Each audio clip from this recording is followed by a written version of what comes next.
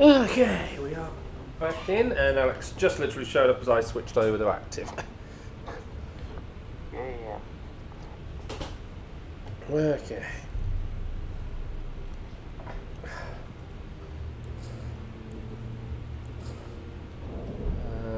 Just one teeny tiny problem. Oh? Well, I need to go through the ruined forge still. Oh.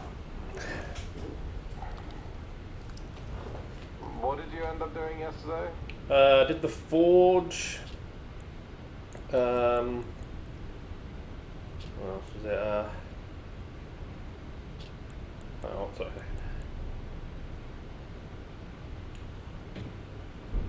Look on the map.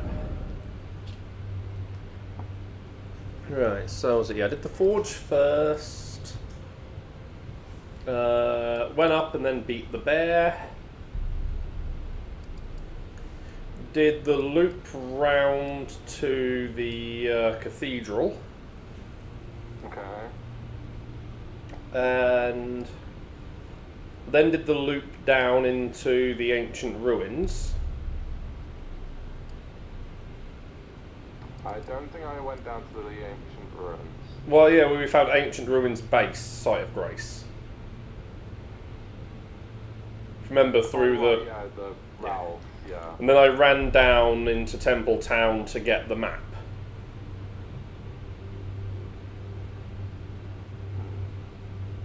Or the Temple Town ruins where the map was. Yeah. That was kind of it. Because I had no clue where to go next after that. Well, I think really we should do Cerulean Coast. Mm-hmm.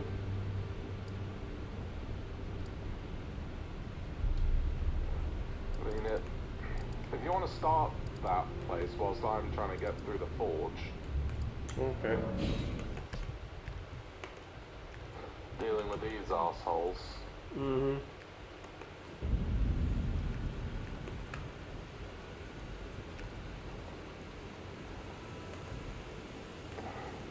Right.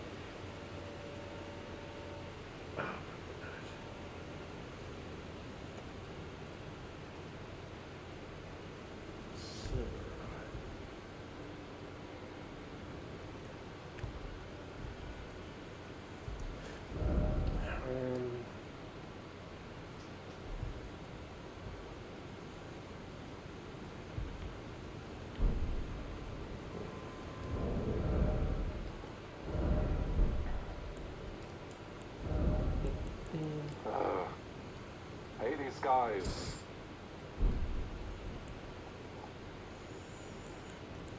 Which guys?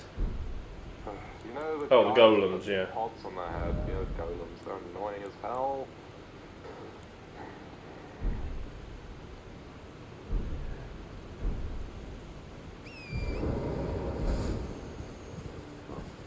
So, never got to talk about it. What did you think of episode 7? Well, I have no respect for Torben whatsoever. Yep. Although it kind of implies we were never meant to. Like, he was the idiot. Yeah. And, well, again, more sign of, you know, how the Jedi kind of screwed themselves by, you know, not keeping what, you know, their full emotional side in check. Because, you know, Soul definitely let that overplay on him. But, like, it doesn't really make a whole lot of sense why he killed the mother. Emotion. He reacted with fear because she was doing something he had no clue what was going on. Okay, but then why did she do what she did? Well, we don't even know, like, what... Well, I'm assuming if we go by what it's similar to, because obviously, I mean, they nicely questioned quite early on whether it was a potential splinter of the Night Sisters. Oh, I did not realise that was going to happen. Ah! Right, we know, you know, Night Sisters can, you know, do teleportation tricks. Yeah. But like... So... The little girl just said, help fire. Like, wouldn't it have made a lot more sense to have just been like, hey, guys, can we, like, cool on this? There's a fire, can we go and put it out? I mean, what wasn't helping at all on top? Like, damn it. Sorry, I'm trying to deal with this. Ah, damn it, where is this?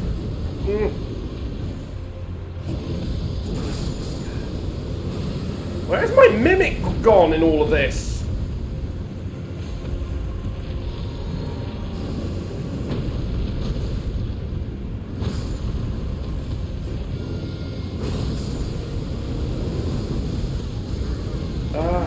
No. Oh. Ah!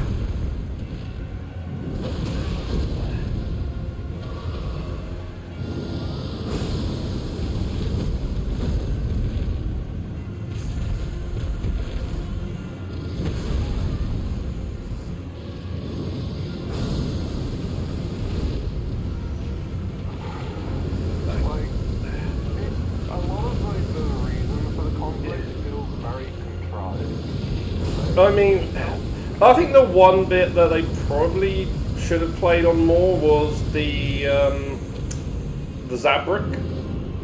Like her, like she really was ready to go to battle.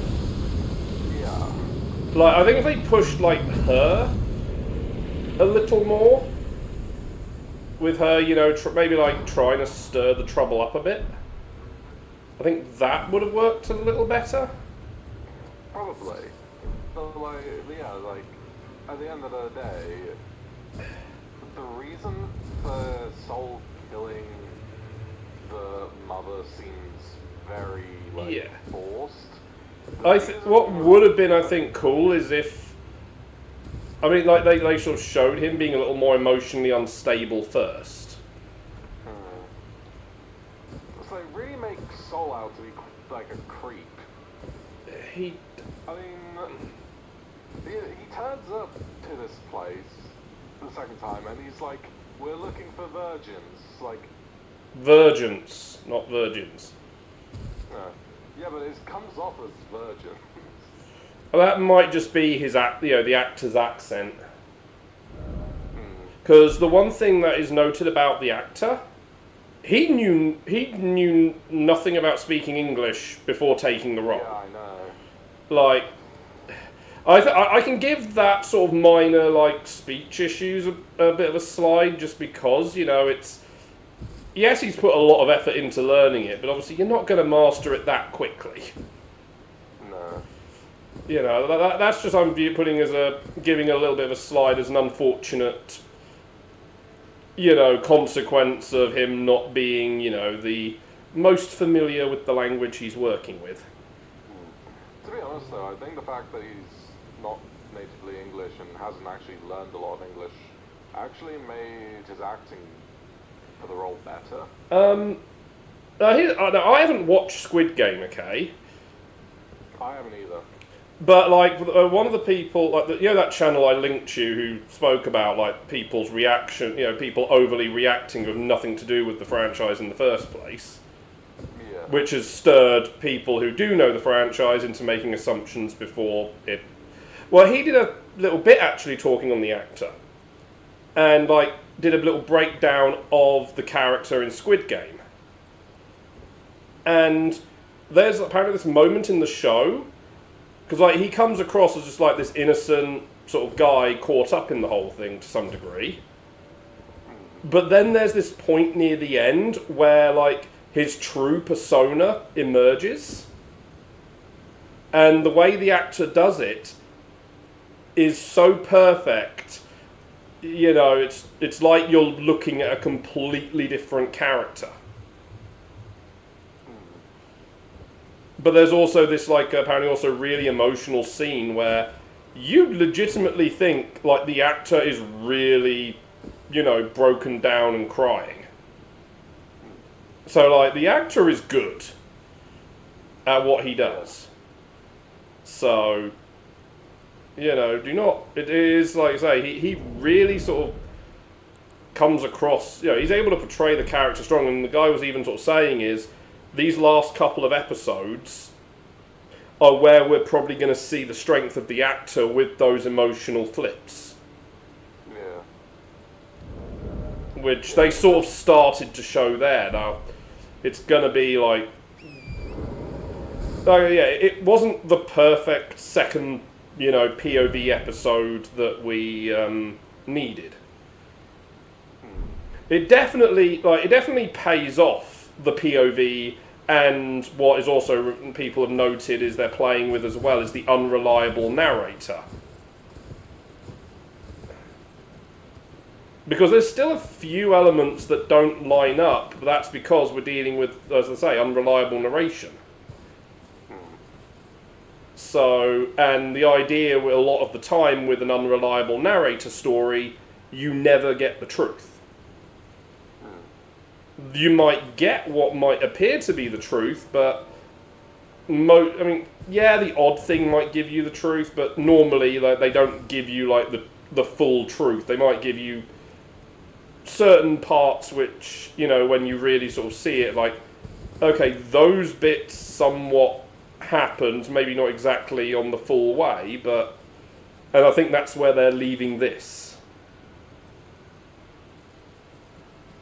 I mean, got to bear in mind, like, High Republic is somewhat, like, well, the fall of the High Republic is meant to be kind of, you know, a bit messy. So, and given this is, you know, what, 100 years before Phantom Menace? You know, like, this is the point where everything's going to start kind of falling apart for the Jedi and the Republic. Although technically they've both been in massive decline for a long time at this point. It's meant to be like the like the old Republic is basically the peak of the, you know, the Jedi and the Republic for how they function, because they have something to prove themselves to be better than. And then what happens when you take all that away?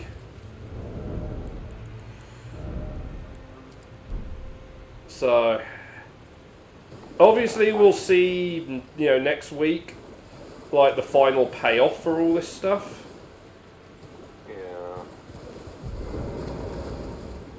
Needless to say, I don't think a lot of people are holding their breath. Like I said, I'm not expecting anything like too drastic. It's just, can it sort of at least square a, you know, at least a satisfactory enough landing? Right. Yeah, I think. Yeah. The problem with the episode is like there's so many things that they needed to happen that it kind of felt like characters were forced to do things they wouldn't have done. It might be a problem of the... I think the part of it might be, like I say, the problem of the format, but then that's how such a format works. Yeah.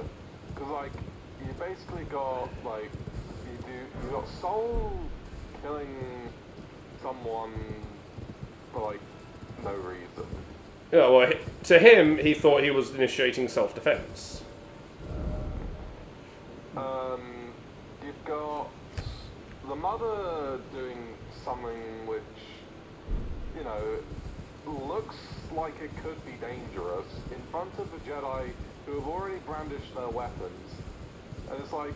Well, one had, because then they were ready to fight the Zabrak who was threatening in return.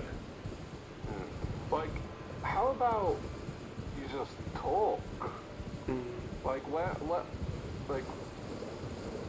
why couldn't they have, like, been like, okay, yes, there's a fire, we need to deal with this fire. But then, considering they already were distrusting of the Jedi to start with,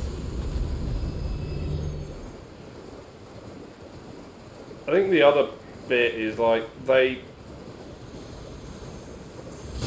Ah, oh no, not you guys.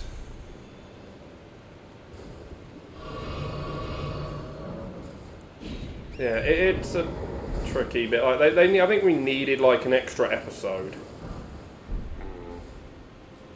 Yeah, instead of an episode where we had to look at the guy's quote tall muscle. Well, that obviously wasn't the point of that. Definitely it was. The whole point of the episode was to. Well, no, I mean, there is a metaphorical thing of him doing that.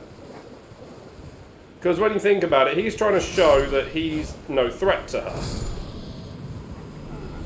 And what's the ultimate way to show you're not hiding anything? By letting it all out. Pretty much, unfortunately, that is pretty much the thing. Like, have you seen the clips of people turning on audio description? No.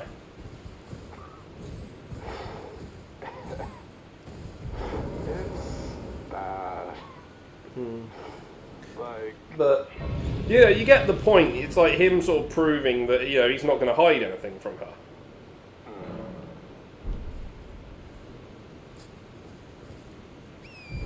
It's a weird one, but like it actually is something that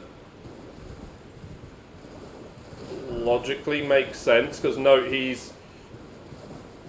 is effectively trying to win her over through just proving that he's, being honest and not keeping secrets and whatnot.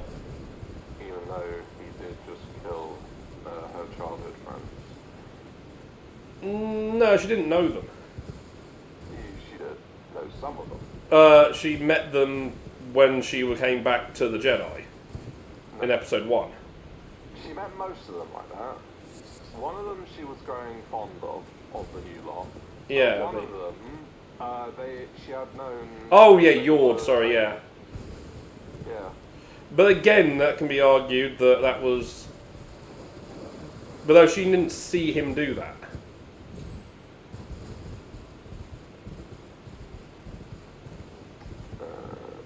Because she was off of her sister at the time. Was that? What? Yeah. Yeah, because Soul watched Yord get his neck snapped. Well, wouldn't his body have been there when she put the robot? You remember they switched. No, OSHA still was the one who put the droid on the back of Smilo Ren. That was beforehand. That was before the switch. That was before Yord was killed as well. No, it wasn't, because that was the last thing we saw Uh, of Smilo oh, Ren until he showed up again. I thought that happened afterwards. Her body. No, it was before, so she was there. Well, I mean, she was ready to kill him, probably, for such a thing. Yeah. Okay, well, why can I bring the mimic out here?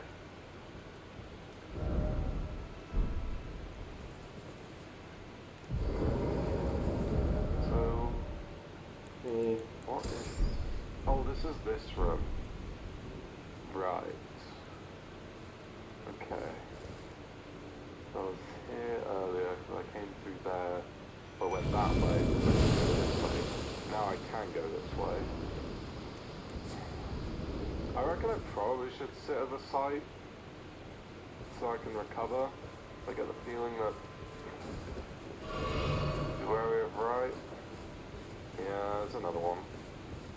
Of course, there's another one. I've got plenty of health. I'm more worried about magic. Oh, yeah. I should sit at the side. Are you trying to fight the ghost by the dragon? Already done that. Okay, so where are you off to now there? I just followed, like, the coastline west. And sort of ended up going sort of somewhat north-ish. I have no idea where. Well, yeah, that. So I've gone northeast up this sort of. Yeah, so there'll be if you've got the map, you'll see that there's like a tool. There's like a bit like. Hang on, let me just open up the map. Right at the bottom of the map, right? Mm-hmm. There's like a long pathway across like the coastline that leads to a sort of big sort of circular bit. Yeah. And a giant hole in the middle. Right. Go there. Oh, okay. I'd gone, like, if you could look like west from the Cerulean coast side of Grace, you've got this sort of like pathway that cuts between the high bits. Yeah, I've just gone up there. Yeah. If you do the bit that I just mentioned first, because that's what I did after. Let me just finish, you know, where I'm at the minute. Yeah. Because there's a lot of the worms here.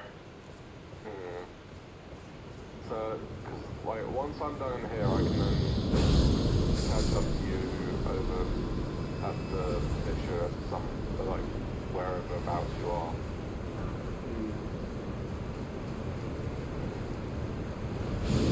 Also, you know what's strange? They've included a lever on both sides of the first door in here. Which, I'm not sure why they've done that.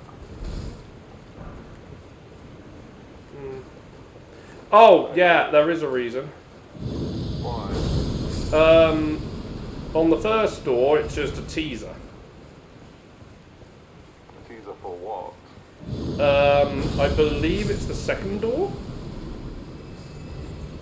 What about it?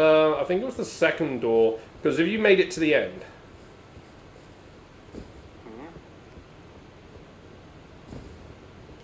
Huh? Well, what is it about the second door? Well, like I say, have you been all the way through the thing yet? I've been all the way to the right. I've opened up the way left now. From like the top.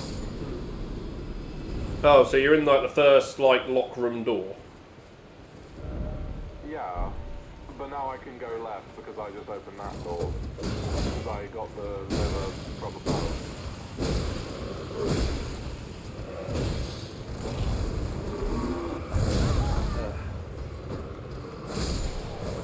If that makes sense. I can't. Just work your way through the place for now. Like so that lever by the after you go through the first locked door is just trying to teach you something for later. Alright. I've already lowered, I think,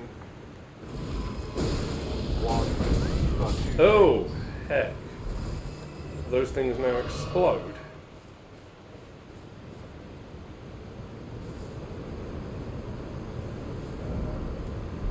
I hate the backhand that these guys do.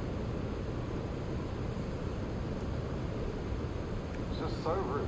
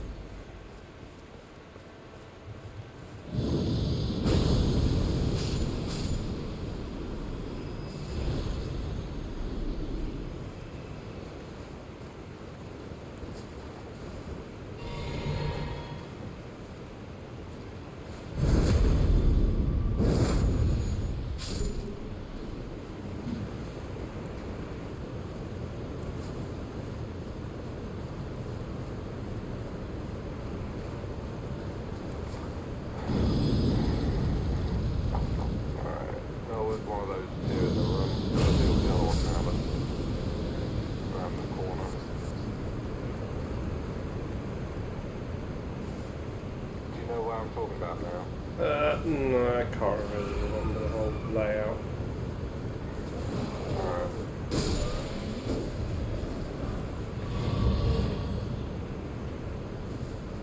I just remember, like, as I say, the thing is that first room door is just teaching you something first, which is important in another part of the place. Because it threw me for a little bit.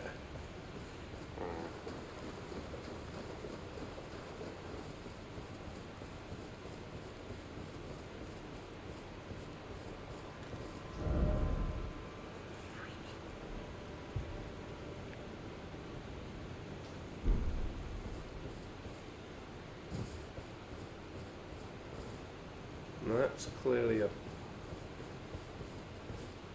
boss.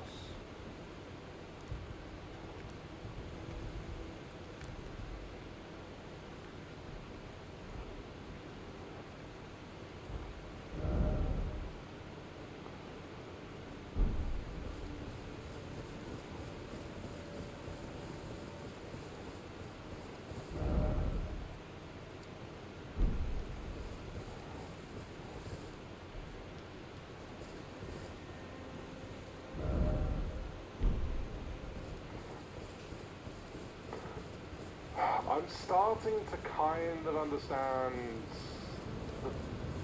the method for killing them. Like, I knew, like, all the time that, like, I had to hit them in their little back, their little ruby jewel. But, like, just trying to without being smashed in the face was really tough. So, but I think I've figured bits out regarding that. Right, I've just got the Smith script circ.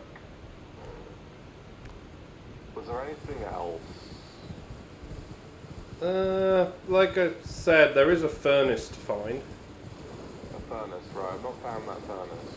Have you hit the dead end? With the waterfall, yes. Right. So like I said, there's a reason that they did that whole thing with the lever after the first door. But it's to do with the second door. Okay, I'm standing on it, going up. Okay. I think that's the ice color. Anything here? Nope.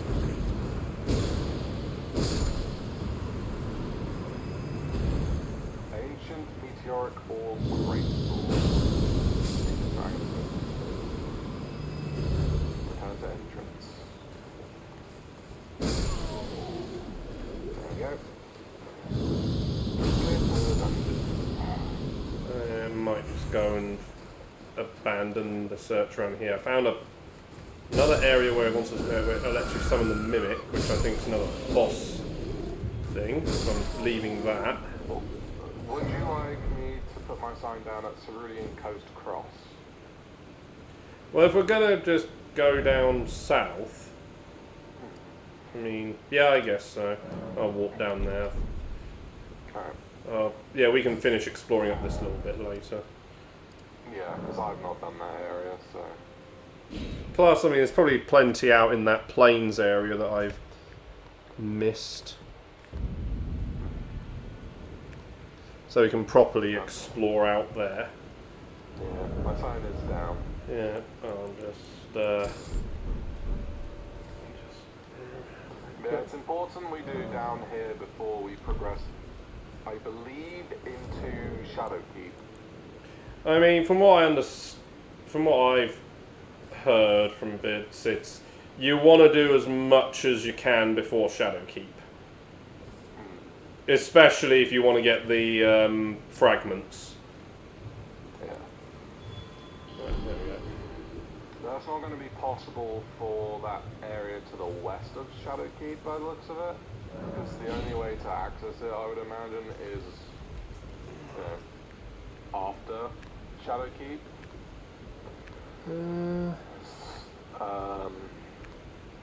So I imagine basically you would got to do everything. Oh yeah, that up a bit there, but we can still look down like the gorge way that separates the two zones. dragon pit as well. Because like we can do the bit south of Ancient Ruins base and whatnot, below that up a bit. Yeah. So yeah, it looks like the green zone is the bit that you access after Shadowkeep. But everything below it, it looks like I said, we've both run down to Templetown Ruins, and it looks like you can just go underneath that upper zone from there. Yeah. So there's stuff there that we can do, and sorry, because I was on my map. I mean, it does actually kind of look like there is a way, perhaps. I'd imagine if there's any way up to the top bit from the bottom, it might be locked to activate from the top. I can see them having it be that way. Oh yeah, because I got to when I was at the thing yesterday, I also did grab. Oh, Yeah. What is it that you have to go to for that? There was a stone coffin, like a big stone coffin behind the cathedral. Yeah. Okay. And yeah, you could do the remembrance duplication there. Alright. It's like the lower tier of the turtles. Well, I say turtles, the walking ones in the base game. Because not all the remembrances were listed. For duplication, so... My food is ready. Yeah. I don't know if you want to make your way down the fissure whilst I go and have my food.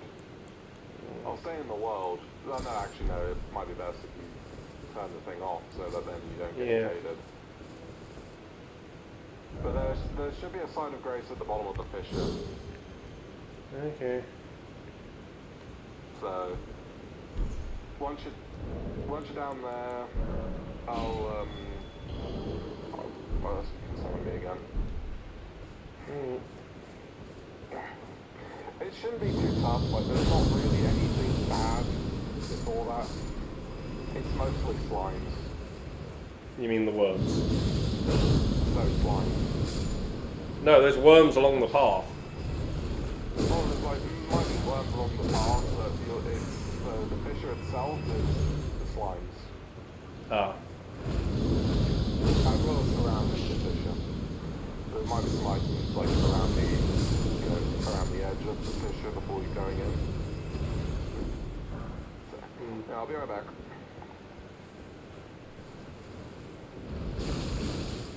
Jeez, this place is just full of the worms.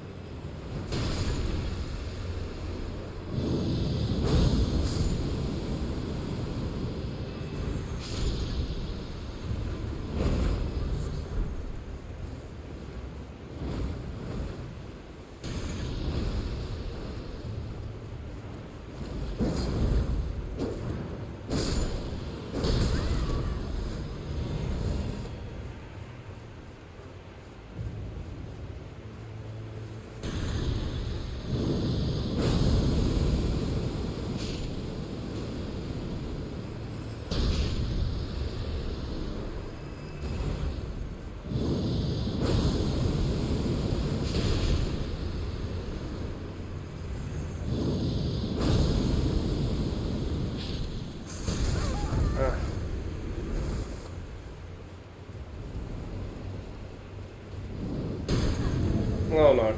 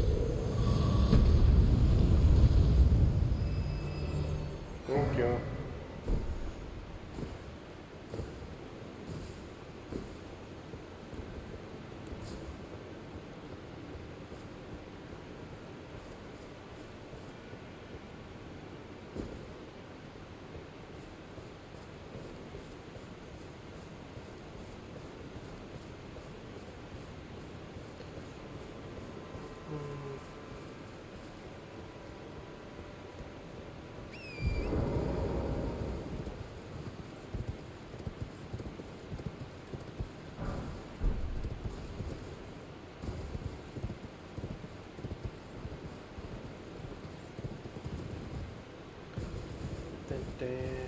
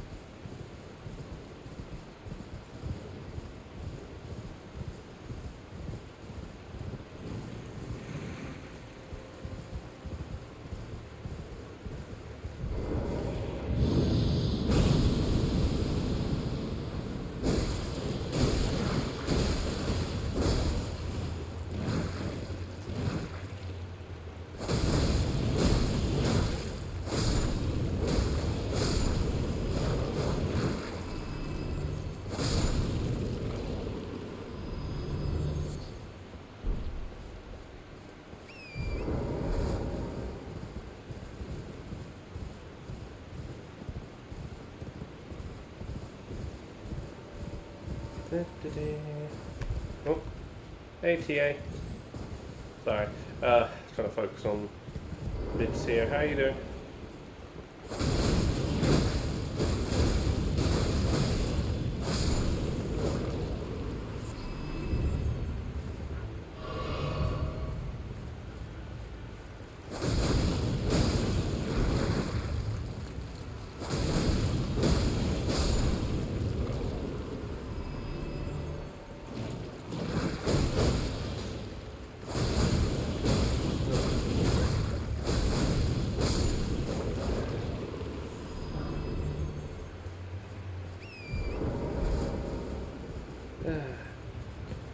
I've got a couple more shinies. There we go.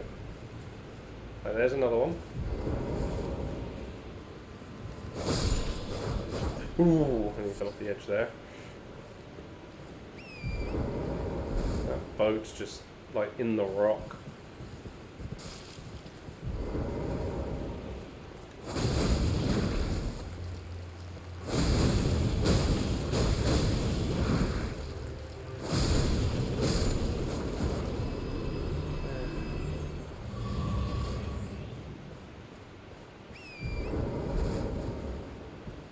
So much blood around this one spot.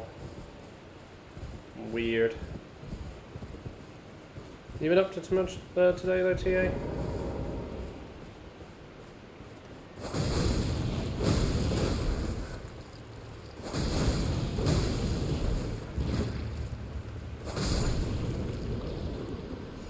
Okay, that's a lot of them there.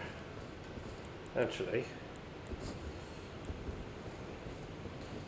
Let's see how well this does.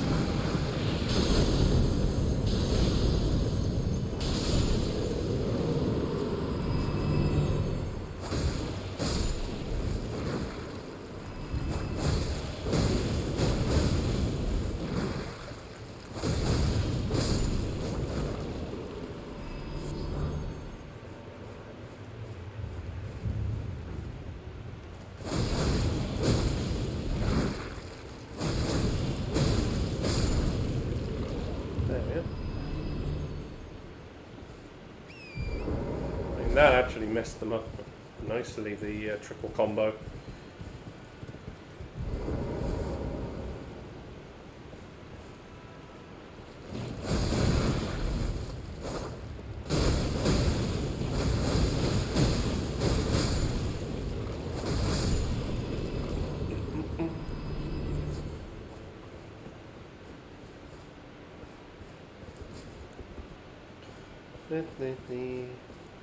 I don't blame you when it's hot doing that.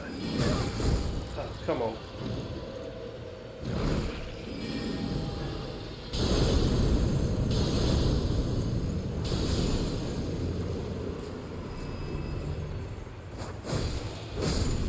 Not allowed to survive that combo.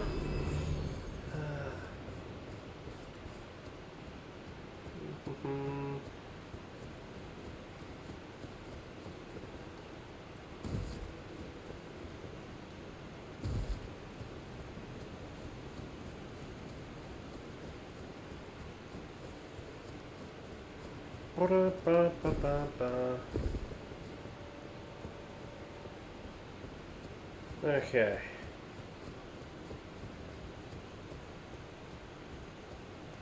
So Alex said about going down this. Ah, the path is over there. Oh, jeez.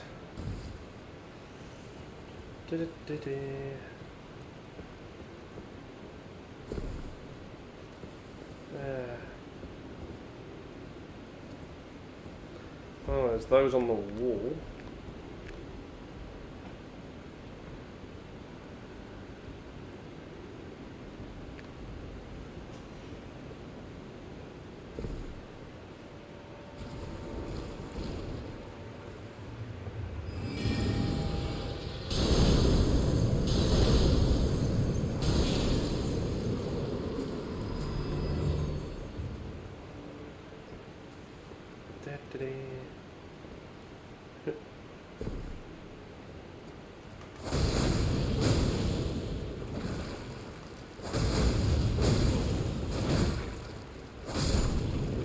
Dead.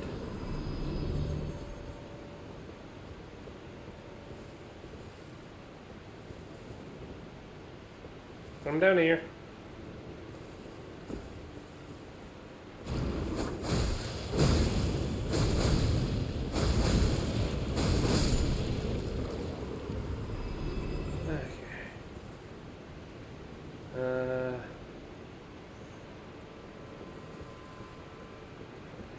Drop down here.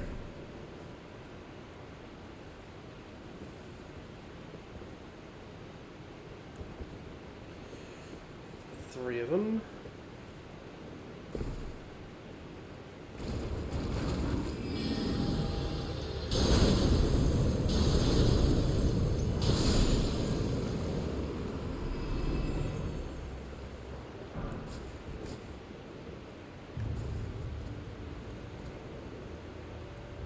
Okay.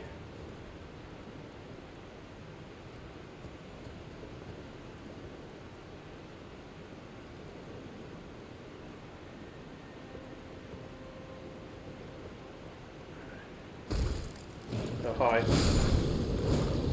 Sneaky. Hiding under that.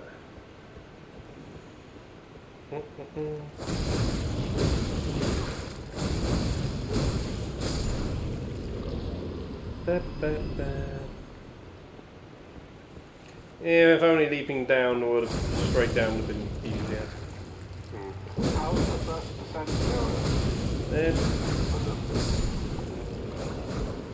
I mean, they charge $90 for blue. Actually, that's the one thing that Joe never did check is like, yeah, what do they do colours? I guess this is the next drop.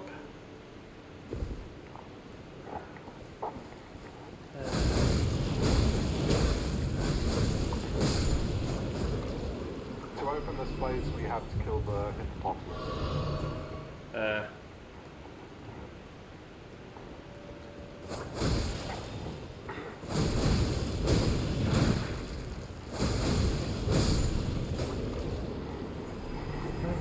sign will be ready at the bottom.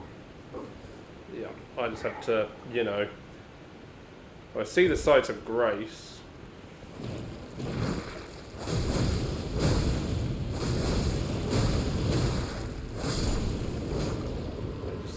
Yeah, so I have to work out the next drop because I'm at a spot with a lot of blood stains. There we go. That's the next one. Okay. Big combo time. Ah, damn it! The combo just knocked you out of range after the first hit. Talking about Moon and Fire stance.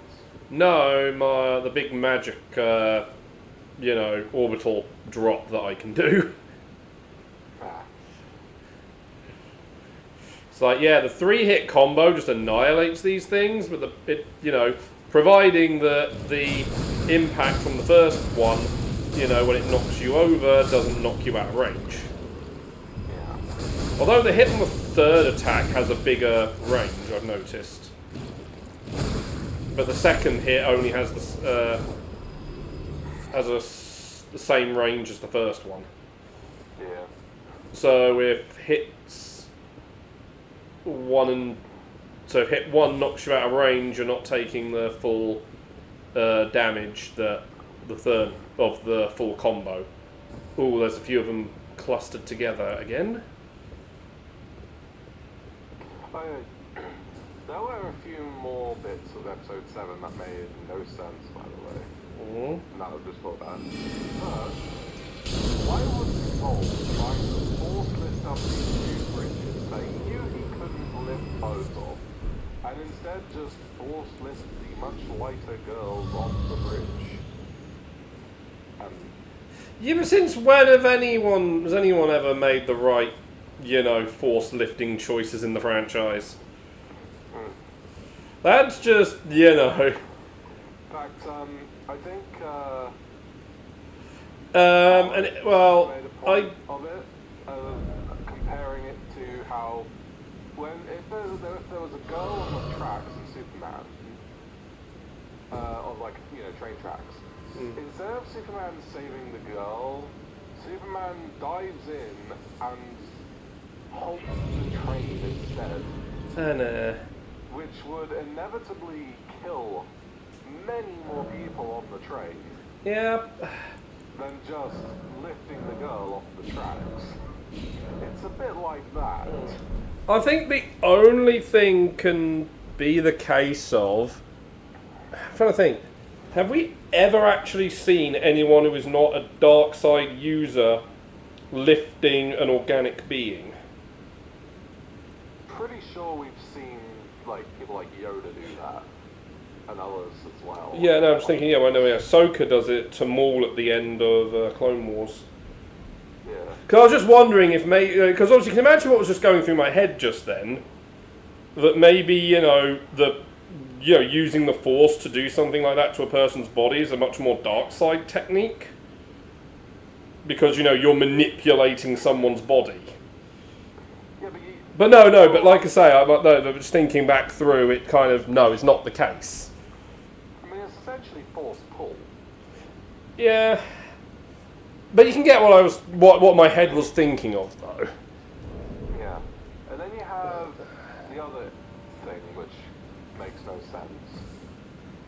Well, two things.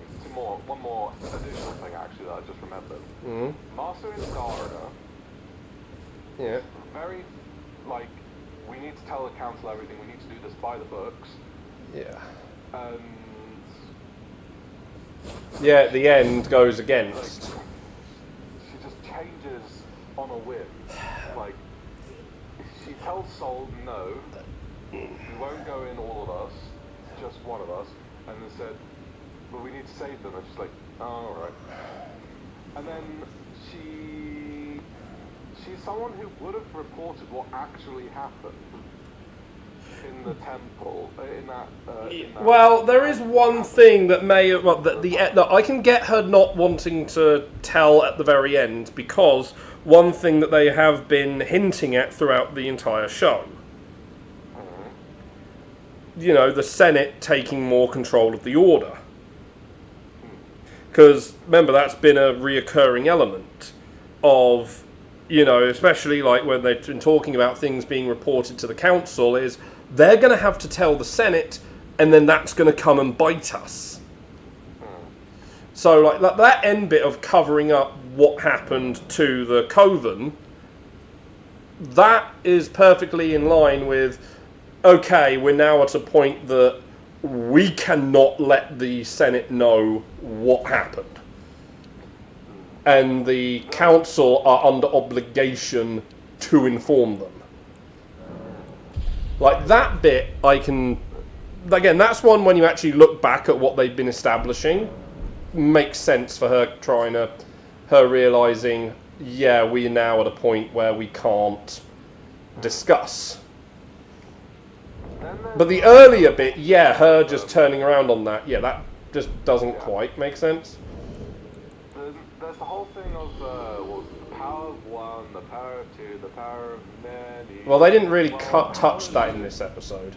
Well, no, thankfully they didn't. But the power of many got beaten by the power of one.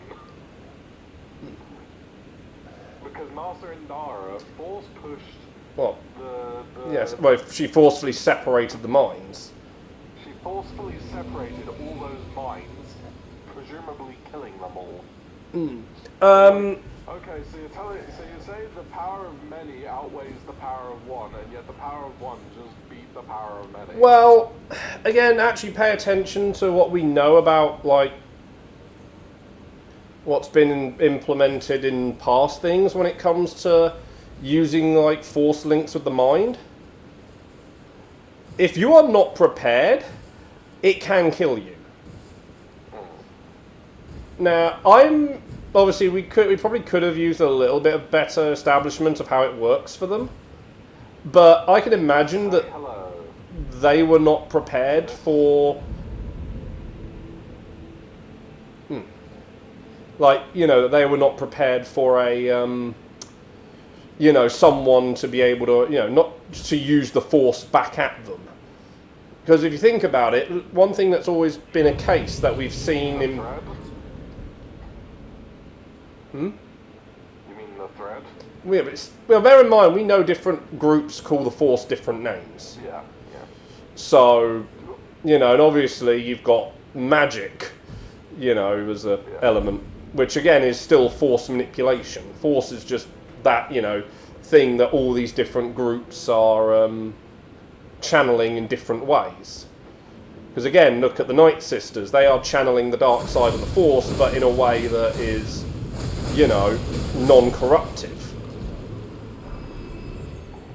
But I mean, again, like if you pay attention, like which is shown up in both Legends and the new canon, people who remember, like one thing that is trained, especially for Sith, is mental defense techniques,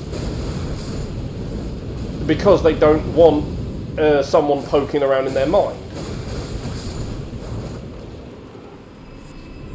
And again, you can almost see this as a way of how lax the Jedi Order has become during the High Republic stages, especially the later days.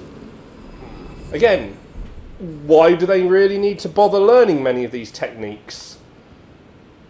As long as they know how to help someone who is having the problem, that's kind of enough, isn't it?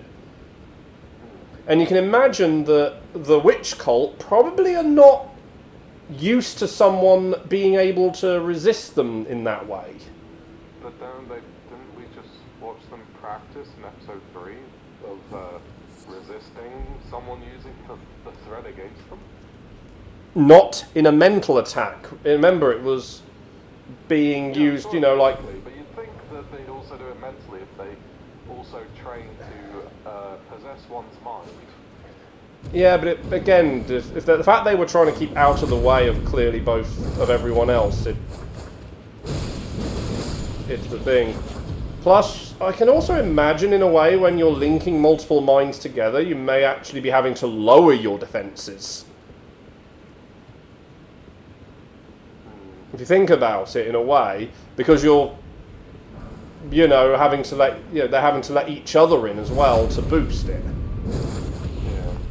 So, I mean, that's the thing. I think we needed to establish like the attempts with just one versus many, because then you can sort of. And again, it's the one thing they haven't really touched so much of the canon. They've only briefly touched it. The idea of the mental resistances and whatnot. Because obviously they did establish, you know, in Rebels, the Grand Inquisitor established, you know, yeah, Kanan ain't gonna break under most interrogation techniques because he's trained to resist them. Oh. Invader. Yeah, where did you go? I fell. Oh, and the invader's up by me. Oh, and I'm died. And you can run back to the side of Graves. How? I don't know where I'm even at in relationship to it. So you know that big cop? Ah, I'm being attacked!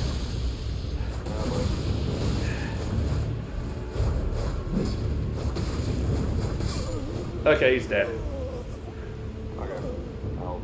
Yeah, he had he was using 2 axes with that lightning move we saw the Death Knight use. And then he also had a little fireball attack drone with him.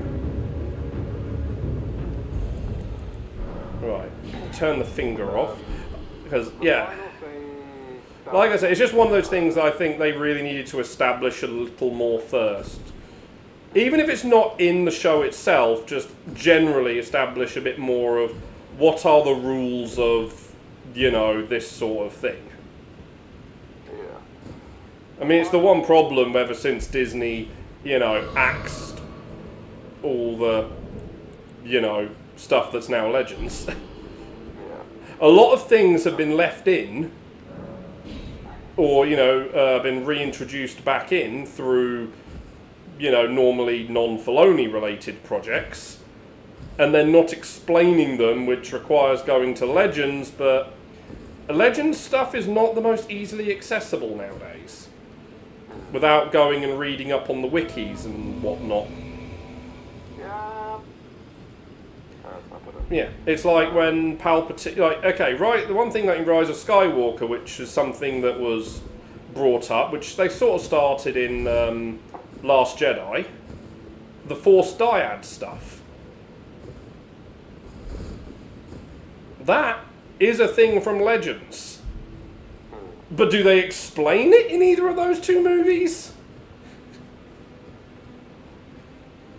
Alright, so all down here. You know, like, we don't get any explanation in those across those 2 movies of what a Force Dyad is. Yeah.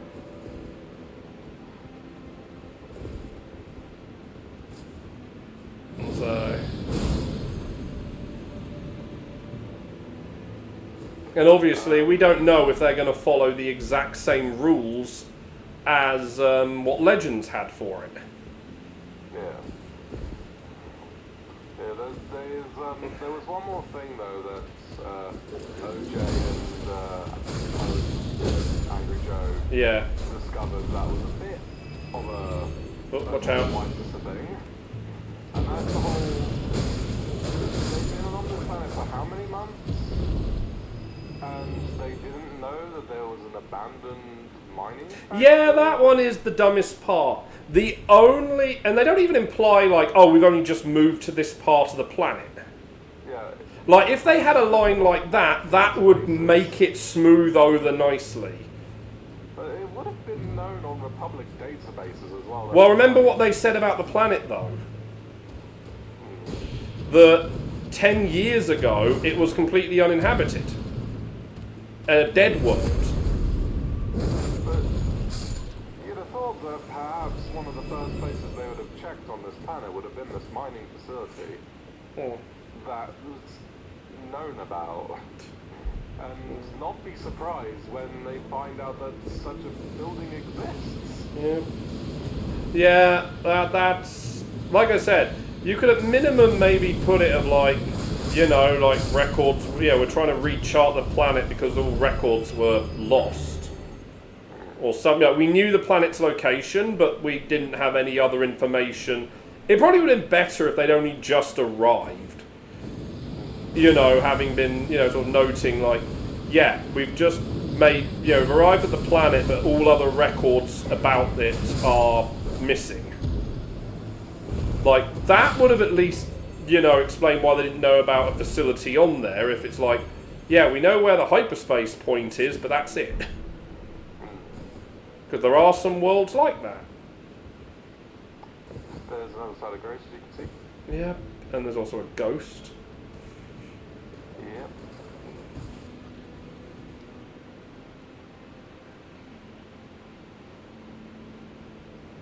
I still find the fire starting a bit of a... There's like the way the fire spread a bit weird. Yeah. So, she dropped the thing on the floor. Yep. How did it then catch everything else on fire? Because yes, the fuel in the lantern would have burnt up, but how did it then climb all the way up the wall and go through what, you know, appeared to be a, you know, bulkhead door? I guess electrical fire. Yeah, but that usually requires, you know, exposed electrics and whatnot, and it was not exposed. Well, exposed electrics on the door panel, if I recall. Yeah, but like the fire, but how big the fire got, like, made no sense. Yeah. Yeah. Hang on. Hold on, I think I missed a thing. Maybe. But yeah, like, it should not, because all of us, like, she dropped it to the floor, and all of a sudden it was, you know, yeah, because that control panel was halfway up the wall. I guess the only explanation is the oil from the lantern, because it did kind of sound like there was oil in it. Yeah. But yeah, I mean, beyond that though, kind of just guessing. It should not, like, the flames were half the height of the wall immediately. Which just, like, doesn't work. Because that would imply you had to have, you know, a huge fuel source for that. Yeah. And that oil in the lantern would not have allowed the flames to grow that big. Yeah. Like, that's the biggest thing. Plus, the fire sort of spread far too fast, even when you consider it, you know, going probably through, you know, things in the wall and whatnot. I don't remember. Plus, wouldn't the power plant that exploded that we saw in episode 2 have had some sort of fail-safe?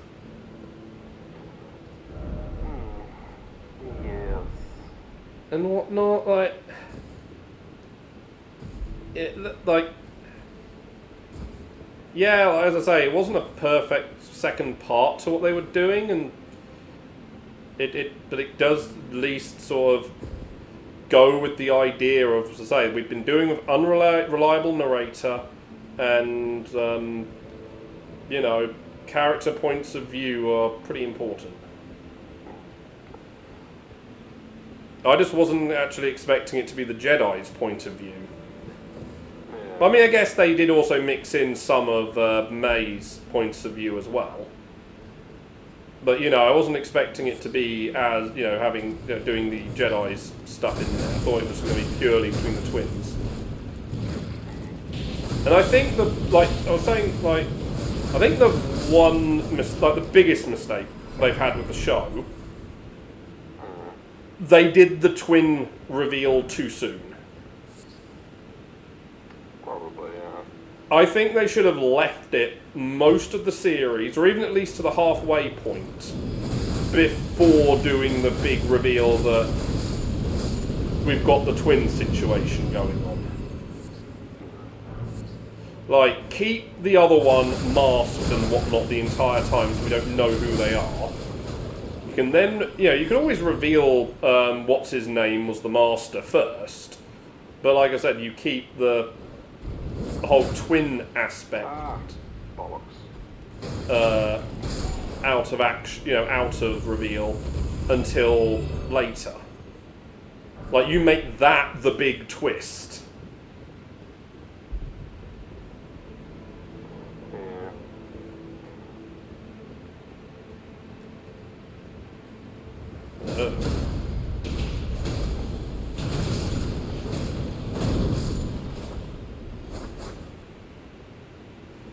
I think that would have been a much better deal.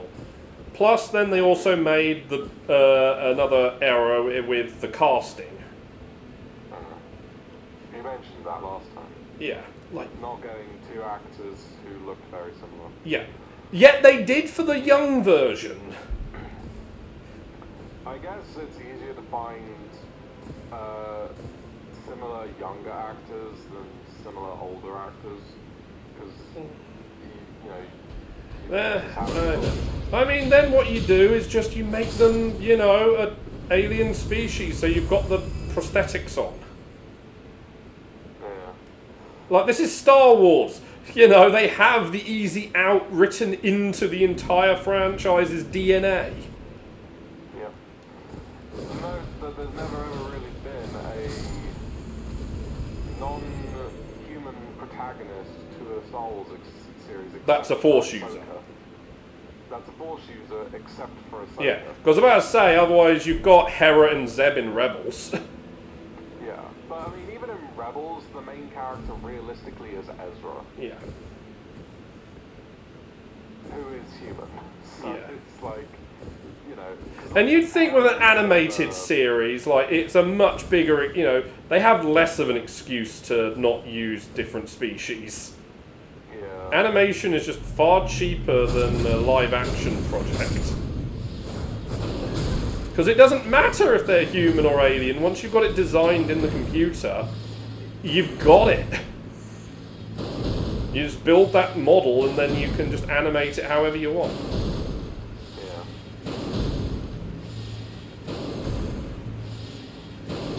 Ow.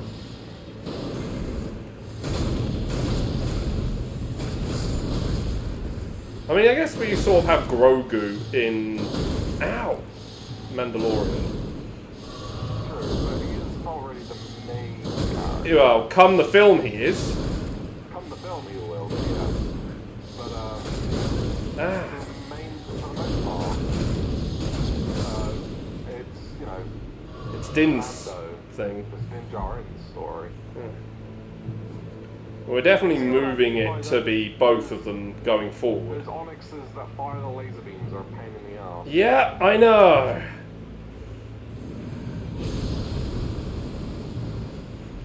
Good thing is these guys should just explode on their own. Oh. Ow.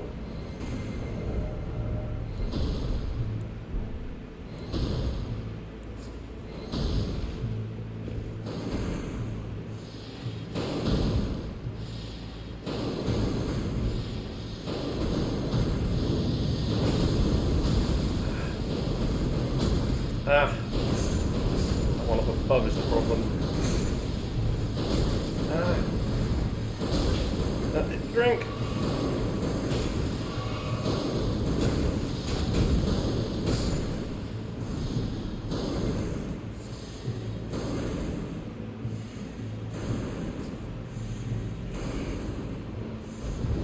Oh, hi.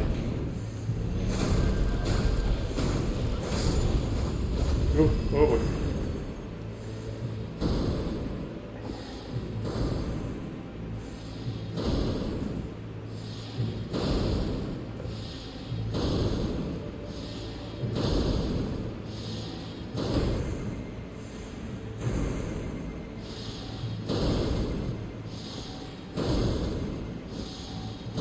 Ow.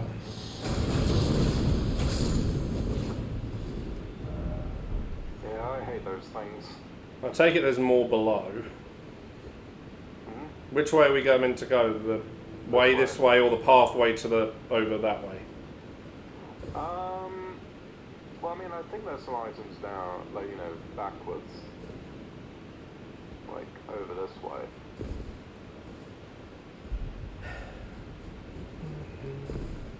But this is a dead end. Also, watch this.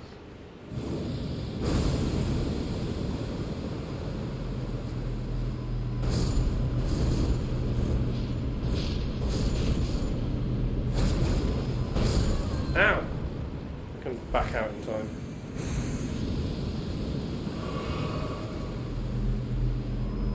There is an item in the middle of all of them. Yeah. isn't anything else, I don't think. Yeah. No.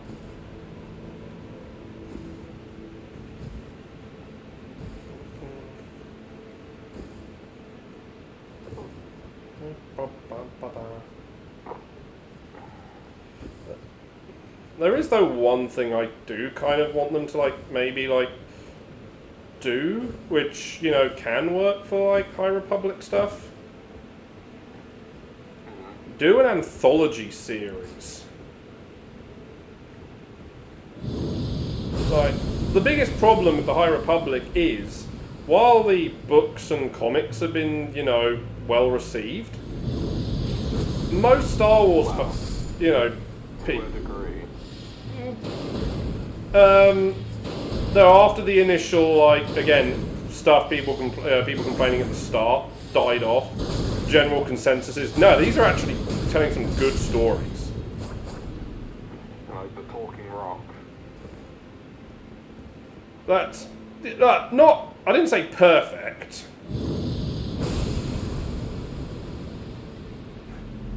But the because yeah, also, you know the whole bit they were saying about like why the planet was you know, a dead world. That's from the very first book in the High Republic series, the Great Hyperspace Disaster,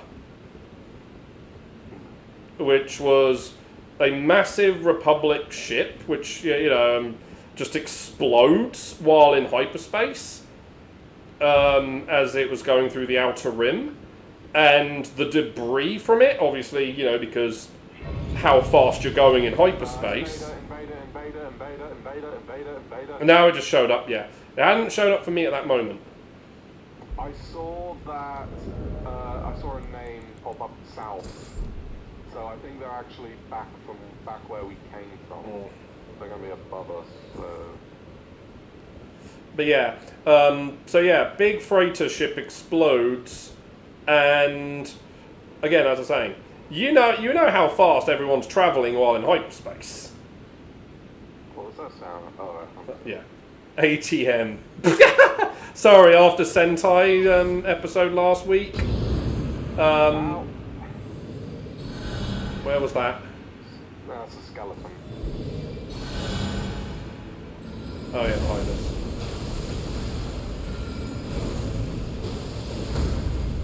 But yeah, so yeah, because there was an ATM monster and it was just hilarious. It was making ATM puns throughout the entire episode. But yeah, you can imagine all that debris travelling at hyperspace speeds.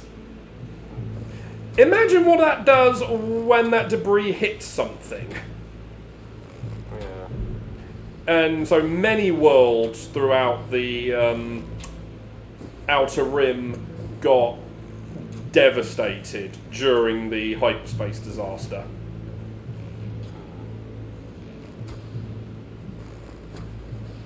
So, yeah, it's a callback on that. The one thing they establish in a later story is it was the Nihil that destroyed the ship. They had sabotaged it. What? Sorry, where? Where'd you say they were? Invaders up there. Yes. But we're not going over there just yet. And yet you just jumped up there. Well, I jumped over to this platform, but we're not going up to where... Is there not anything this other direction? No. I don't think so, anyway. There is an item on the ledge. Okay, item then, but... aside.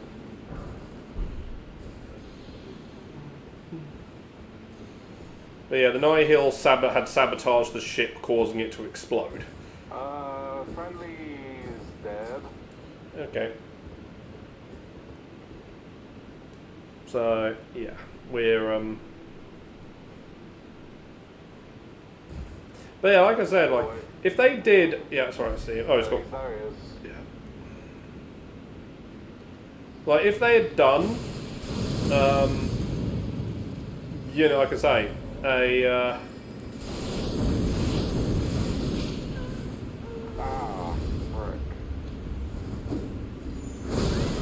the? Okay, they just went like they just were able to launch a power attack in without. Yeah, they have no wind up for a big energy slice. They just instantly launch into it. Yeah. Like, how am I meant to even react to that? And it doesn't even seem to matter how far away I was. I'm gonna go grab my thing real quick. Mm-hmm. I got my souls back.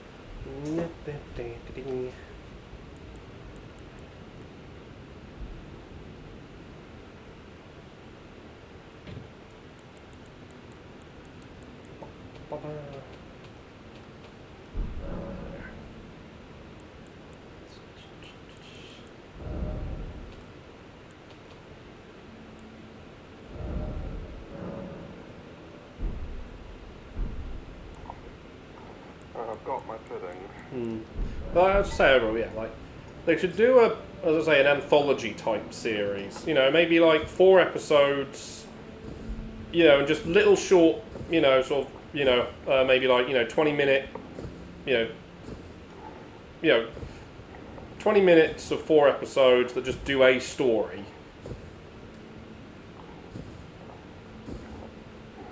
You know, just nothing like too drastic, but it can just be like, here's what's just going on at different points of time in different parts of the High Republic.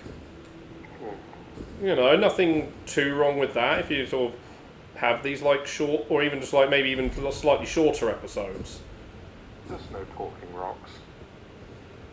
No, you throw it in as like a gag in one bit. You have 2 characters arguing, just get the rock, suddenly speak and then just tell it, shut up. I'm just trying to find which side of Grace I need. This one is Fissure Waypoint. Fissure Waypoint. Gotcha.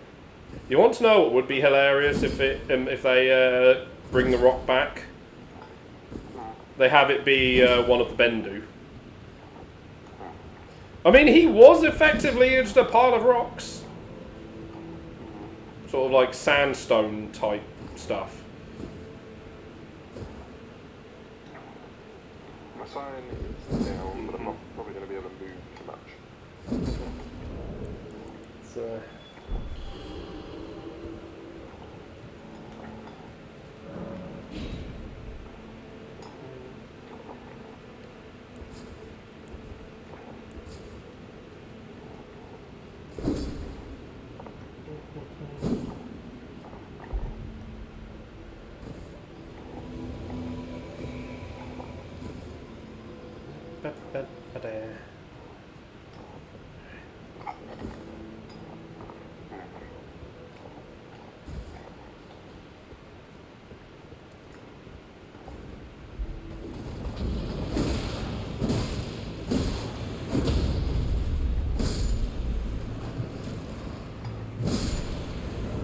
These are skellies.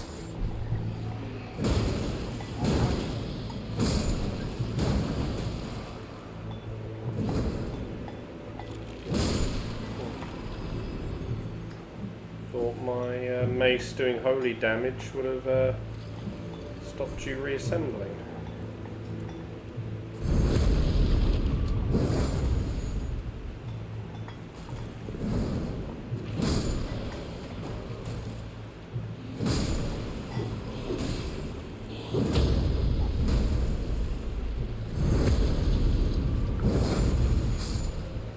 That was the whole reason I made this mace holy, was holy damage. I thought holy damage stopped them auto heat resurrecting.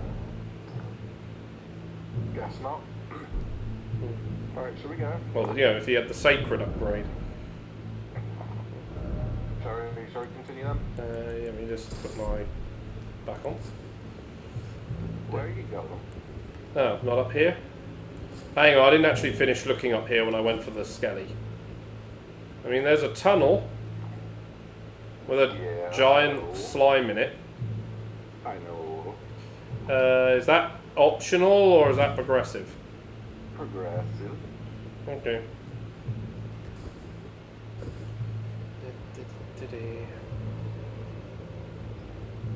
No, we're going down here.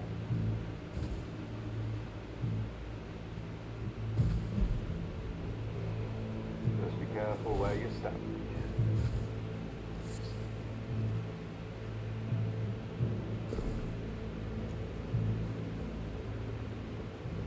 Whee! Whee! Alright. Say hello to the snipers. The snippers? Well, they're not really snipers, they're more bombers. They will eat you. So often. Yeah, but I would say they are bombers more than snipers, because they are just throwing explosives, not launching. I know, but the fact that it's so accurate as well is really... Yeah, but that's always been...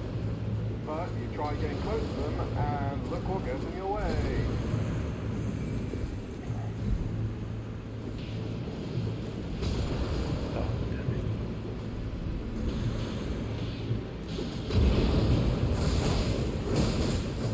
Oi.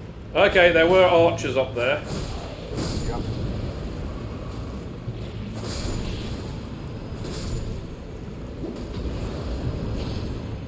You take care of that.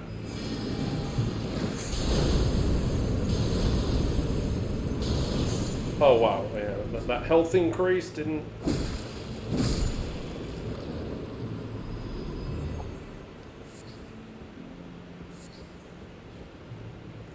Yeah.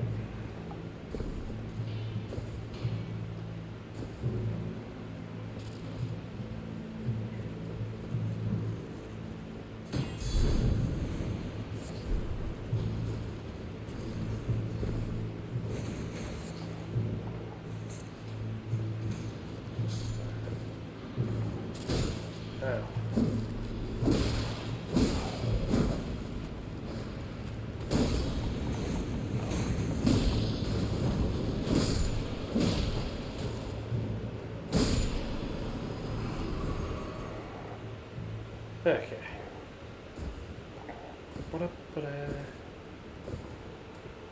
So those guys were pretty annoying. Especially for me when there was only one of me.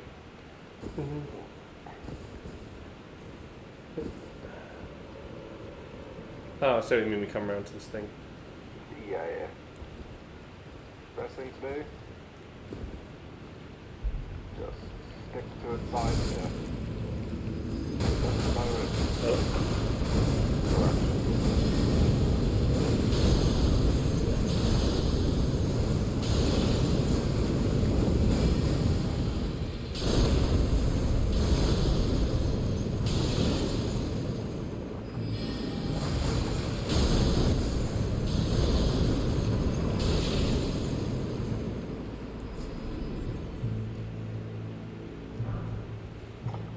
You get the right target, I mean that...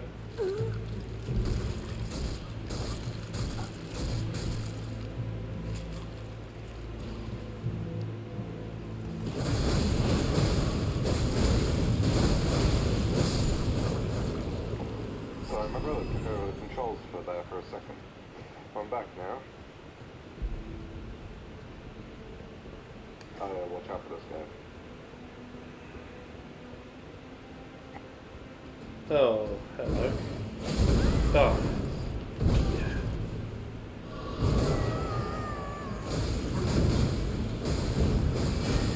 Oh, wrong move.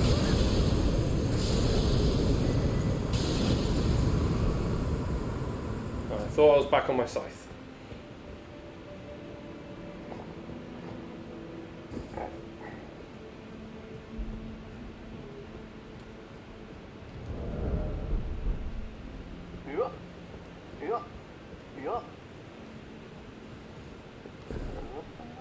Can't remember.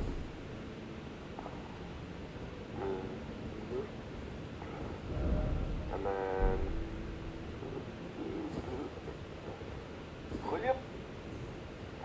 Is there anything around this side? No. What did you do?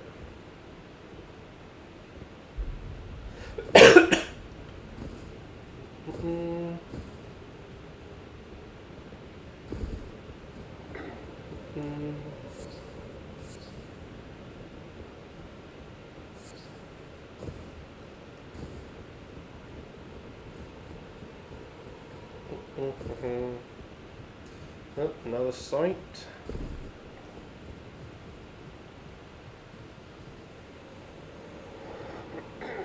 Yep.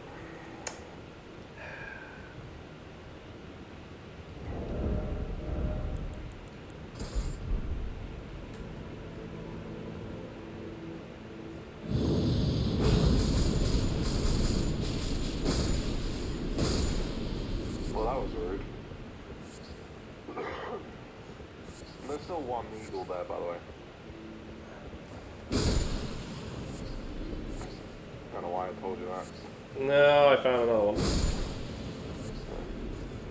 What, the eagles, or whatever they are, seem to be the ones that were like really able to dodge that.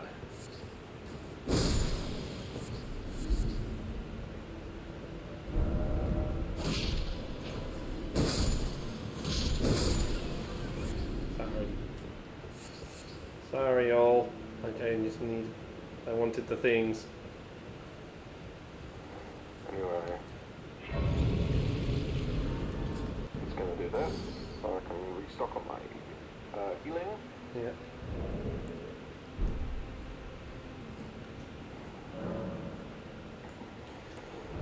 Because we are about to take on the boss.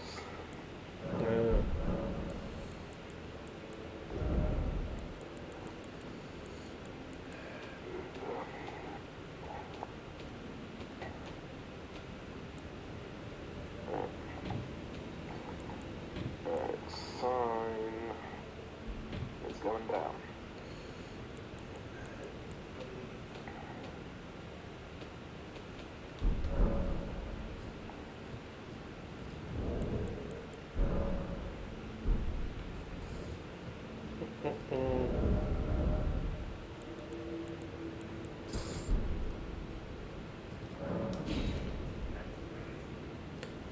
Alright. Oh boy. Some sort of undead horror, I'm assuming, given this is like a graveyard.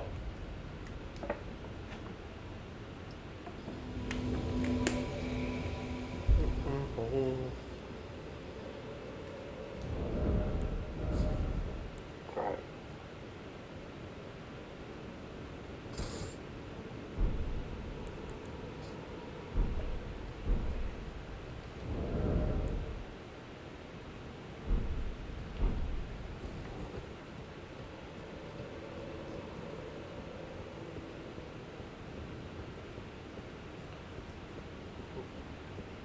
I take it that's where the fog wall is? Yeah.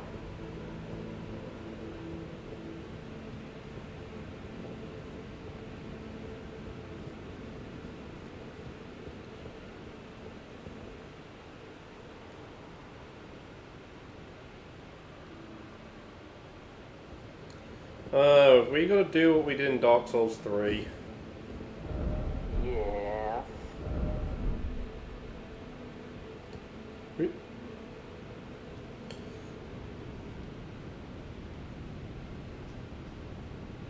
It's a longer run than they made you do back then to get to the jump.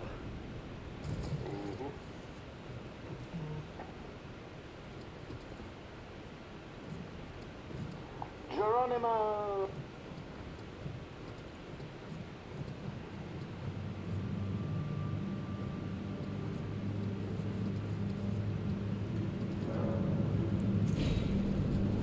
Wait, what the freaking heck?! Why is the Orphan of Kos in here?! What the heck?! Like, I'm getting no opportunities for anything! But yeah, why is the freaking Orphan of Kos?!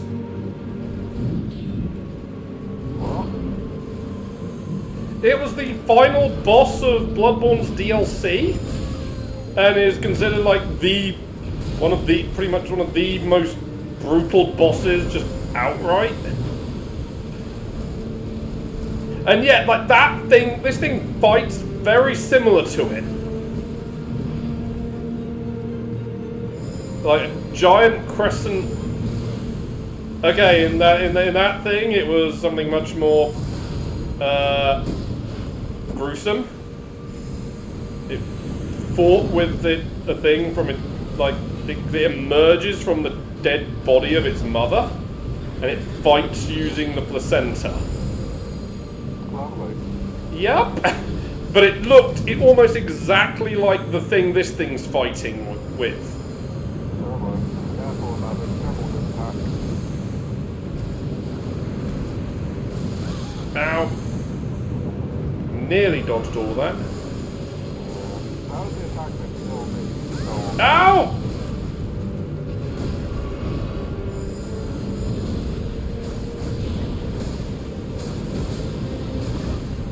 I need to get out. Ah.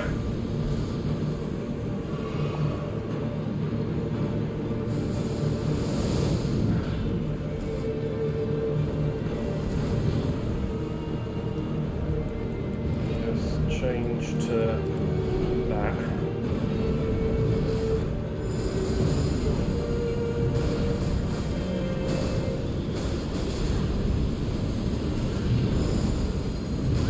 Uh-oh.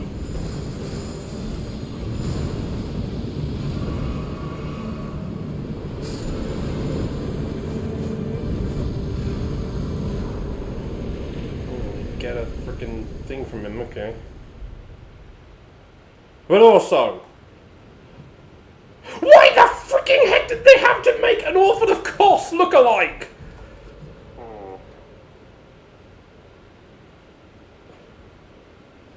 Just no! No one wanted to be reminded of that boss!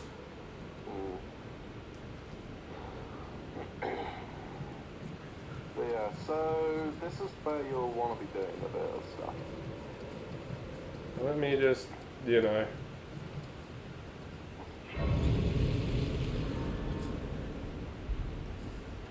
Right. Right, so what do I need to be doing now? You want to be going there, don't be total. Hold on. I'm just checking the room. Because obviously, is there anything else hiding in here? I don't think there's anything else hiding in there.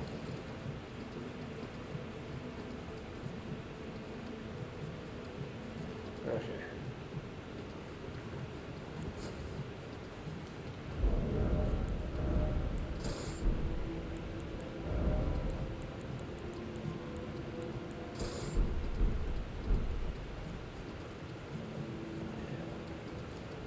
I bring death.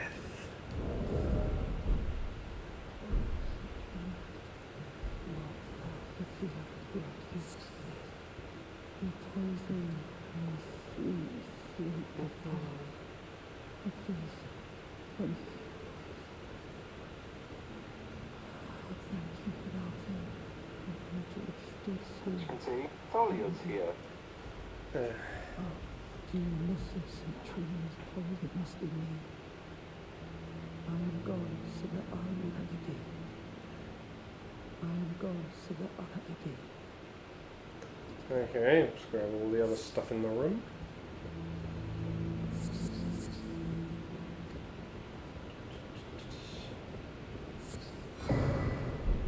I mean, he going a bit crazy.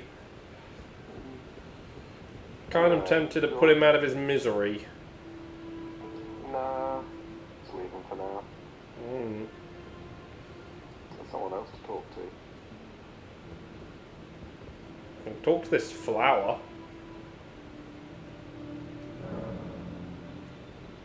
Oh, well, there is a face there.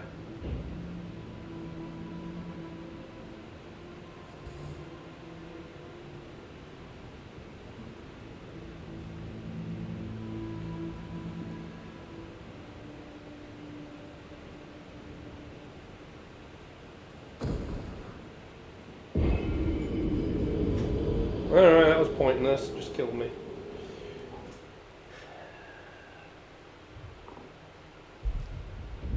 I get my damn souls back.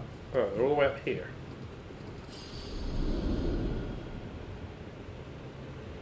Alright, guess I'll... Now, go back down. Alright.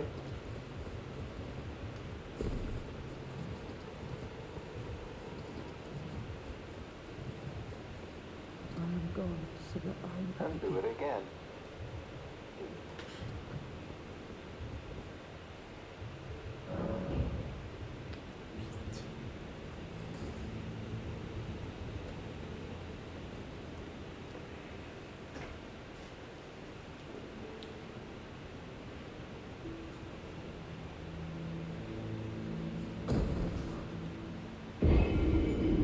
It did the exact same thing. Yep.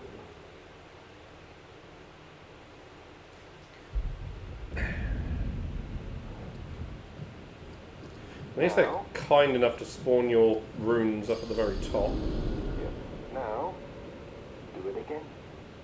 Alex, have you heard the definition of insanity? Yes, I Then what's the damn point?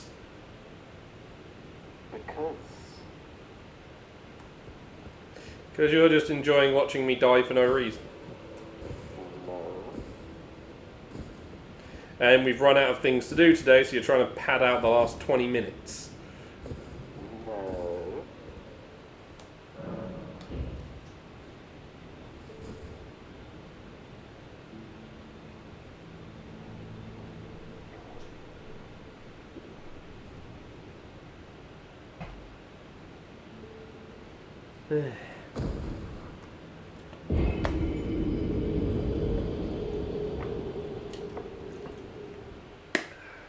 TA, do you want to stabby this plant? You probably haven't realised who the plant is. I mean, it doesn't give me a name. Anyway, do it again. Yep, Alex has definitely gone insane. And given the fact... Oh, someone's talking.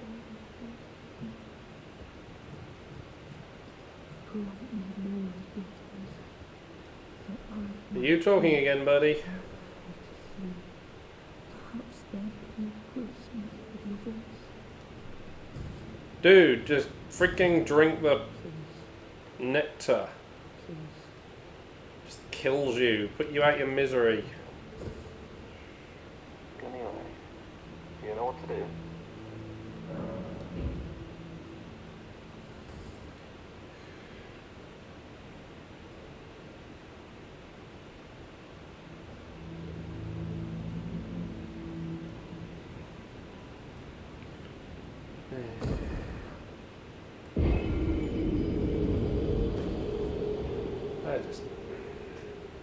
Alex is probably getting off on this.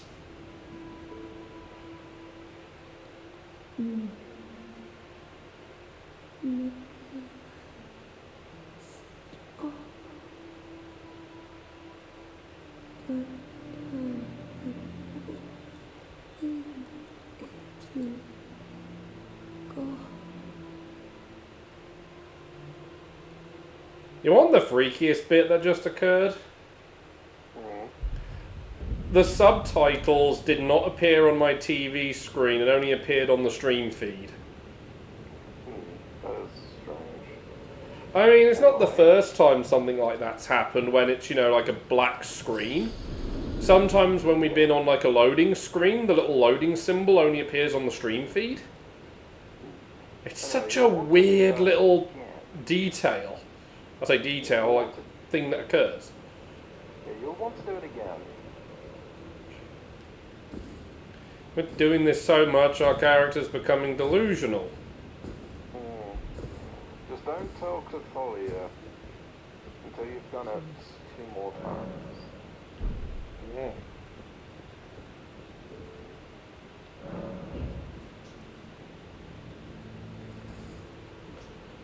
You do hear what she's saying though, right? Not really. Oh. I have to keep the TV somewhat down, otherwise it echoes through the microphone. You know, yes, I've got the microphone. Well, the problem is, if I want Discord to be picked up, I can't have the microphone's directional field set to only be one direction. But even then, you know, echoing around a room. Alright, keep an eye on the text anyway. Okay, disunity is beyond saving.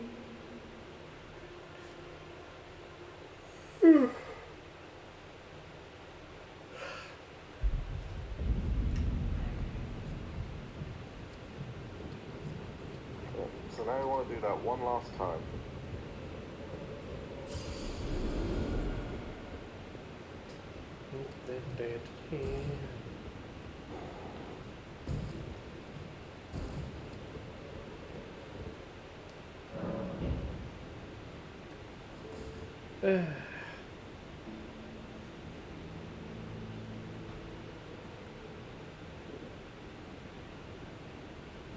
So have you still not worked out who that is?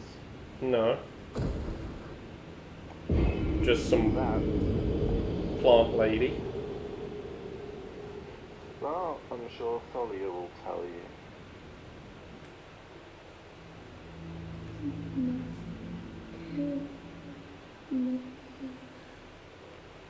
Oh, you don't have to tell us to kill Mikola, because we freaking want to kill Mikola! Grant him forgiveness. Nah, screw that. We don't want to forgive Mikola. They freaking are the reason we had to put up with the atrocious piece of work that was Melania. Don't think we need any other reason to want to kill Mikola.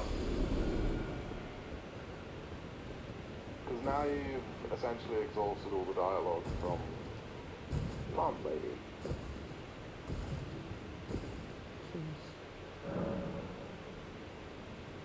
Centrina. When did that name ever get mentioned in all of this? One of the weapons that you got in the base game was a sword from St. Trina. Yeah, no, but like this entire little bit we've just been doing, the name had not been said whatsoever. Thalia had said it. Yeah. I cannot believe, and I will stop. Yeah, you just tell him again. I will never. Just tell him again. He won't listen to me. Okay, right, now you want to run to the side of Grace.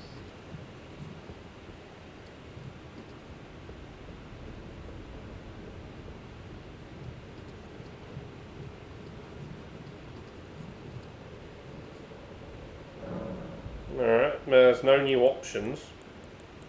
Yep. Stand up. Yes, And good. run into the boss arena. For your trespassing, you will know my poison.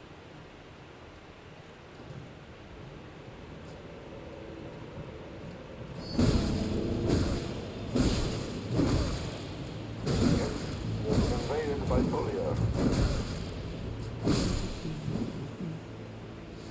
I got invaded, apparently. Yeah, Thalia invaded you.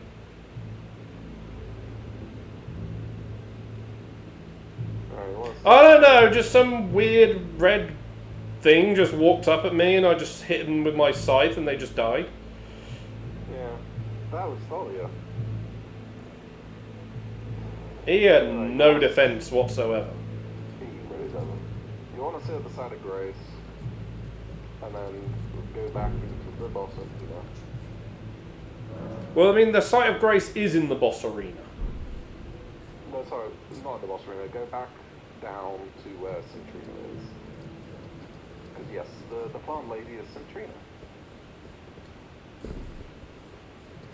Oh, this place was a non-hostile area. Well, he... Now speak to Thalia. Weak as a kitten, and thick as Tacitor dying in this. The seeing spoke the truth. What did such a nightmare? Now pass on the words to him.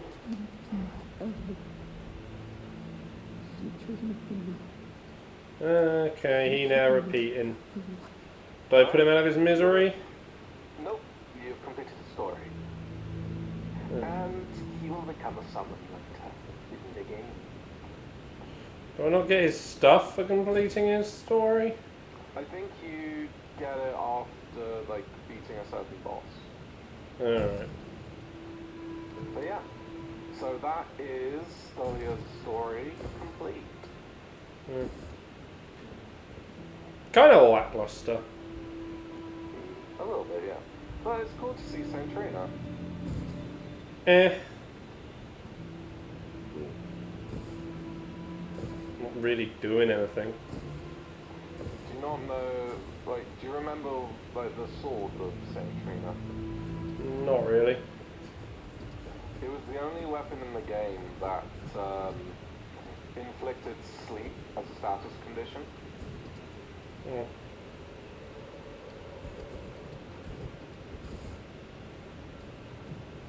And I think whilst down here we get an upgraded version of that. Yeah, we got a purple sword or something like that. Yeah. The one that we got in the base game inflicts sleep. That one inflicts eternal sleep. Which is probably just instant death. Possibly. But it might as well be. But Yeah, Velvet Sword of St. Trina, there we are. That's the new one. Yeah.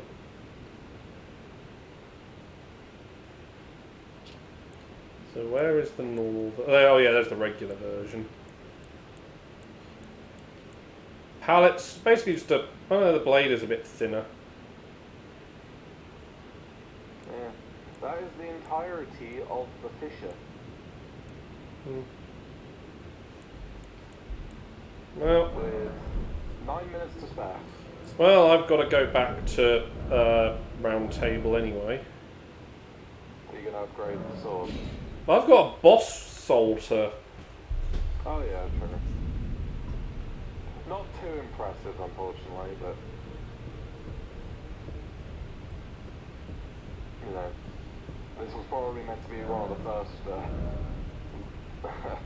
legend bosses we were meant to take on, so... It depends how many souls they were worth, because, you know...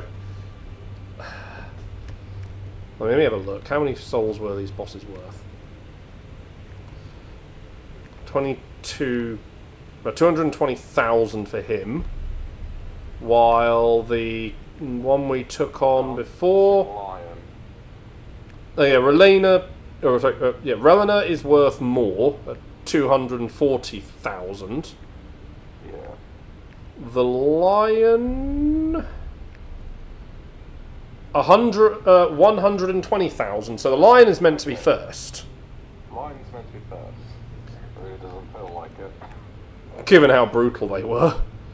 Yeah. But yeah, at least by soul number, yeah, they're meant to be done before the other. Like, yeah, by reward amount. Yeah. But yeah. So, right, what do I get? I can get their frickin' placenta sword. Yep. It's an arcane weapon, and I'm not using arcane. Yep. Or vortex. Just leaves Or its spell. Yep.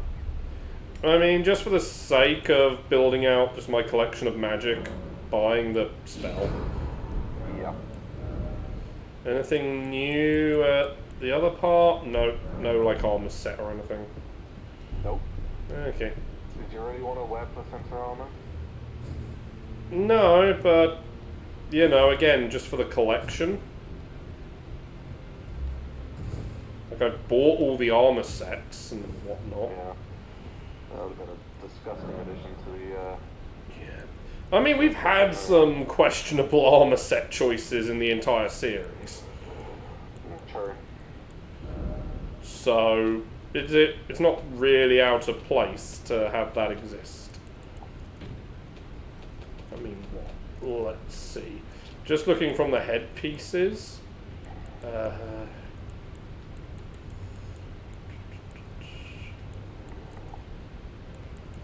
Okay, even though this will only be a headpiece, you have an octopus option for a head. Oh yeah, I remember that. You know, like, that's...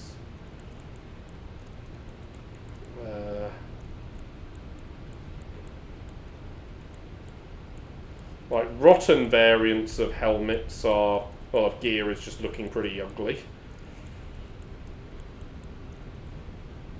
Okina mask looks pretty freakish.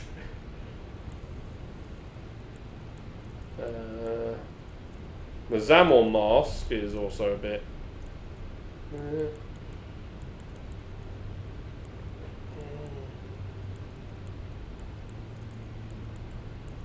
the Briar... it's just like... it's not as bad, is it? Royal Remains, there we go. That makes you look more like a skeleton. I mean, you're not wrong.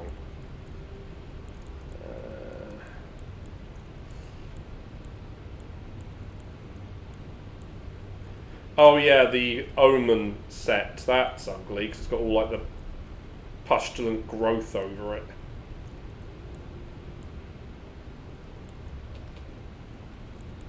Oh yeah, you've also got the mushroom armor set that exists. So yeah, there are some not so nice sets in this game.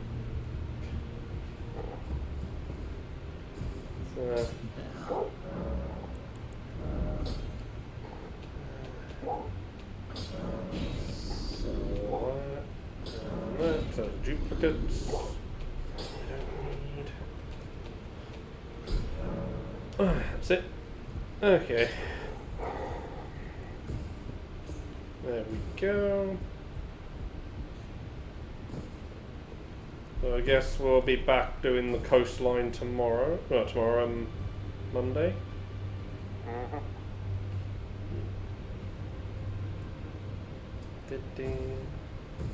Yeah. We'll be going from the coastline to the front line. Yeah.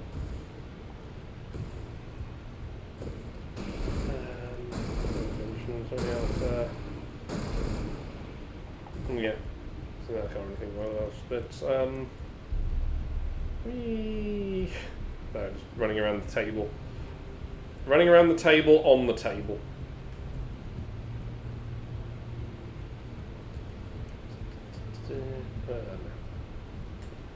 Yeah. Because,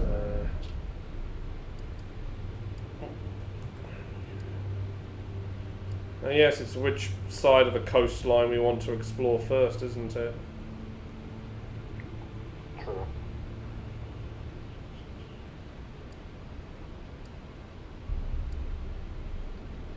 That's going to remain down there now. One of these birds dropped a nectar blood virgin. Oh. Weird. Yeah, it's like a rare drop from them or something. I'm seeing anything else. Are they all asleep? Depends where you They're are. all sleeping rather than... I'm still at the boss, the side race before the boss. Oh. all the bowing, and all. I wonder if they're actually just asleep, considering who's ahead. Yeah, but I can imagine. I can see that.